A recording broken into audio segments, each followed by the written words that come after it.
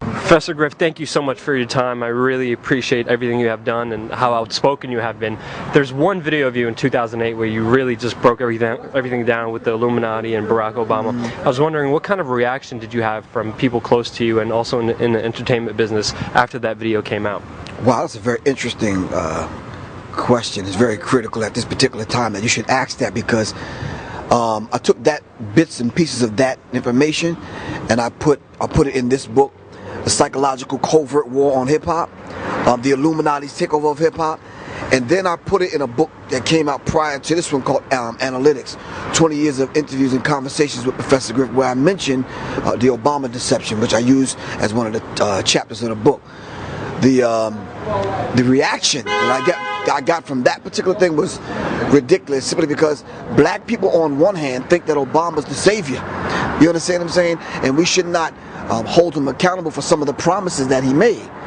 On the other hand, I really truly don't understand why is it that when we put the truth out there, why is it that other nationalities and races won't come to the table to understand that, look, these are some basic truths, all right, in black and white. So the amount of flack that I got back from it, from both black and white people and everybody in between, Republicans, Democrats, I call them Republicrats, has been just nothing but, well, I don't believe you, and we're not asking anyone to believe us. Do the research like we do the research, and you'll be convinced also. Do your own homework and make up your own mind. Don't believe anybody. The evidence, the information is always out there. One of the things I always found surprising is that whenever Bush was in power and we were speaking out against the same things, they were calling us jihad-loving liberals. We were actually called that on Fox News. Now, when Obama's in office, we have Chris Matthews of MSNBC with the Southern Poverty Law Centers calling us right-wing racists. Our position has never changed. We are still the same people. But can you tell us, why is there always this shift? Why do people always keep going along with this left-right? And do you think there's an answer to breaking that paradigm? Of course, it needs to be a political paradigm shift. We're always talking about cultural and educational paradigm shifts, but no one talks about politics, which is the science of governing people. We never talk about this particular worldview, your paradigm, everything that you think, everything that you feel, everything that you plan. We never think about taking those things and shift it in the political arena. We talk about the science of governing people. We need to begin to talk about the science of governing the self. If we keep relying on government, so to speak, to take care not the wants but the needs of the masses of the people, we're going to end up broke, lonely, out of doors, and hungry, and begging for the same people that want to oppress us. We're going to be begging them for our daily dose of bread and medicine. And it's sad, because we wake up our children early in the morning and feed them Captain Crunch and take our children and deliver them into the hands of the people that's trying to oppress us. And I think that's sad. It's slowly. And we expect them to be normal. Exactly. And we expect a difference, and we expect to change every 8 years, and it never really happens. But just like we are changed, as you know, we are changed. We need to be the change that we want to happen. That we want to see in this world, and we can only do that with positive, proper action. Now, another thing I wanted to get into. Now, the term Illuminati, it's a very general term. Like, everybody throws it out there, everybody uses it. Yeah. But how would you concisely kind of break it down so that the average person who never heard of it would understand it? What is the Illuminati, and how would you explain that to somebody who never heard of that word before? If a person has never heard of this term Illuminati needs to understand a working fundamental definition of what the Illuminati is. The Illuminati, as Adam Weishaupt said back in 1776, I believe, is holders of the light, the enlightened ones. And these only consist, it's not a lot of people. It's a handful of people, and you know the Illuminati only consists of 13 bloodlines. And if that blood is not running through your veins, you're not part of the club. Plain and simple. I don't care what line you have in your song, what commercial you do, what movie you have out, how you entertaining people. You're not part of it. You're not in the club. Plain and simple. So when we start looking at the illuminated ones, when we start looking at the enlightened ones, this is what they call themselves. We know that not to be true. When they're participating and dipping and dabbing in black and white magic and some of these demonic forces that they call to carry out their particular agenda. We are the enlightened ones. You understand? We just need to act like it and take the throne back. You understand what I'm saying? And they can only get away with what they get away with by using our energy. I call them psychic vampires. And we're allowing them to get away with everything they're getting away with. Exactly. And if it's our acquiescence, it's our compliance that really is the main force driving everything that they're doing right now. And it's funny that you should mention compliance, simply because I truly know and understand that silence is treason, man. You know, silence is no excuse. Yeah. And I think that's the major problem, is a lot of people are afraid. There's a lot of fear techniques. There's a lot of scary things that are thrown at us in the nightly news that make us petrified, that give us this fear. And I think this fear is pretty much the killer of humanity. But it's induced. Yeah. It's induced. When you look at Boston, 24-hour coverage every day for a week and a half. Fear. Just the bombs, images, and blood and gore over and over and over again. And then we don't understand that they went door to door. They was running a drill. Yeah.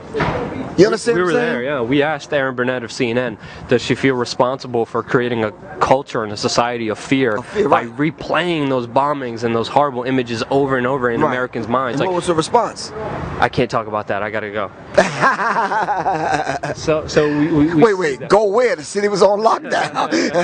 I know. There was nothing else. We were very lucky to catch her when she was doing a broadcast outside. We waited out there for 2 hours until she was done and made sure, just to drive the point home. That's our main message, just to communicate ideas effectively so people understand the true power they have within themselves to actually not only change themselves but change the outside world. And I think you're a big part of that with, you know, the positive message you've been spreading. You were one of the few people in the beginning of Barack Obama's first administration that actually spoke out against him. And I was wondering, 5 years down the line, has your opinion changed in any way, shape, or form of Barack Obama since he's been in office for 5 years now?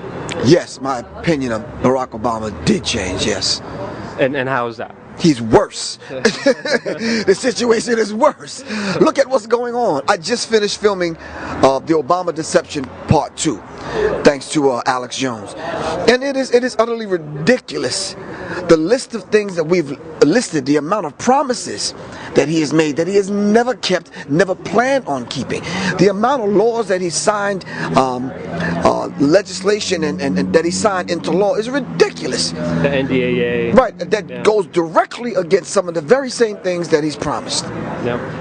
My last question, can you tell us more about your books and what you have going on right now? Like I said before, this is the psychological covert war on hip-hop. I had to revamp it. I put a new chapter in this, the Illuminati's takeover of hip-hop. In revamping it, I put in 700 images so it can resonate with young people, so that I could give this to parents so they could use this as a tool to bridge this generation gap, to get them to understand what this thing is. Because a lot of times young people think it's a boogeyman hiding under the bed and the Illuminati's coming to get me. Not the case. In order for us to counteract the madness that's going on, we have to know how this particular system works. This book is my latest installment, which is my 4th book, the Acapella Revolution. We as parents, as people that really love music, regardless of what kind of music is, in most cases don't like this kind of music that's out now. But what are we doing to educate young people to help change this particular cultural environment, especially when it comes to hip-hop? Because I'm telling you, some of this stuff out now is ridiculous. The culture bandits done took over. We got lawyers and accountants running the music industry now, and it's sickening. So what I did was I put together the Acapella Revolution, 200 pages, and I put formulas in here for young people to get a hold of the book and learn these particular formulas, learn how we put the music together. You understand what I'm saying? To stand on the shoulders of those of us that's already did it. I just got inducted into the Rock and Roll Hall of Fame along with my comrades in Public Enemy, and it's a beautiful thing. And I told the brothers that night, I hope that we can use this particular platform dealing with the Rock and Roll Hall of Fame and being inducted into the Rock and Roll Hall of Fame to use it as a platform to continue to raise the vibrational level, continue to raise the intellect and the consciousness of the human family. Thank you so much for everything you're doing. Give thanks. So much respects, and keep up the great work. Thank you for speaking out and not being afraid. And as Steve Biko said, revolution is not an event, it's a process. Peace.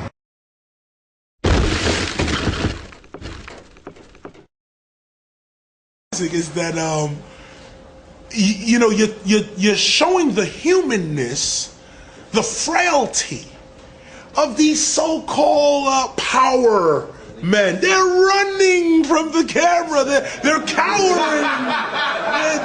Of the recession. That's the thing that people really have to understand, is that the people who benefit the most off of the recession, they don't want to change it.